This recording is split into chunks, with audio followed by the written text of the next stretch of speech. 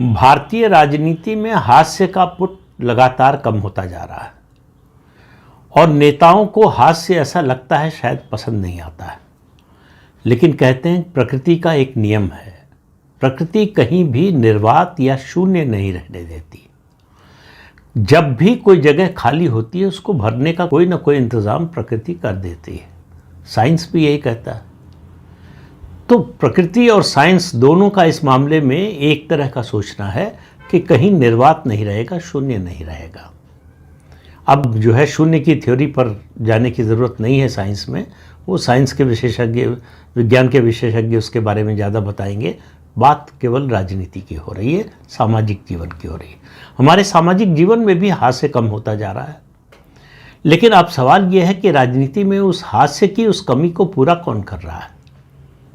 और एक और प्रश्न मैं आपसे पूछना चाहता हूँ, कौन पूरा कर रहा है ये तो बताऊंगा ही, कि इस समय देश में पिछले कुछ सालों से स्वदेशी की अलख जगाने का काम कौन कर रहा है। आपका तुरंत जवाब होगा प्रधानमंत्री नरेंद्र मोदी। बिल्कुल गलत जवाब। जो भी ये जवाब देगा वो पक्का भाजपाई है या भाजपा समर्थक है या राष्ट्र स्वयंसेवक संघ का स्वयंसेवक है या राष्ट्रहित के बारे में सोचता है या राष्ट्र को मजबूत करने के बारे में सोचता है।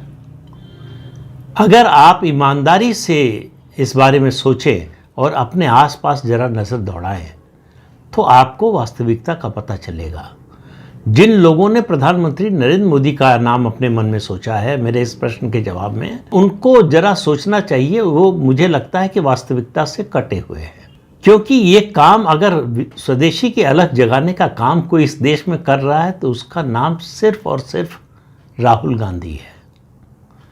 राहुल गांधी के अलावा प्रधानमंत्री नरेंद्र मोदी स्वदेशी की बातें करते हैं लेकिन काम तो राहुल गांधी कर रहे हैं। अब आप दीपावली के मौके पर ही देखिए राहुल गांधी ने क्या किया।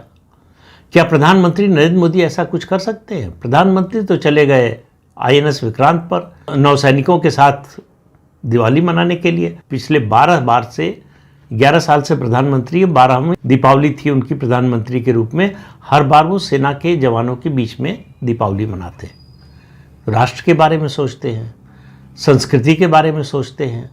दीपावली हिंदू धर्म का सबसे बड़ा त्यौहार है। माँ लक्ष्मी की पूजा होती है, लेकिन राहुल गांधी ने पूजा करने का ये उपक्रम नहीं किया, कभी किया नहीं।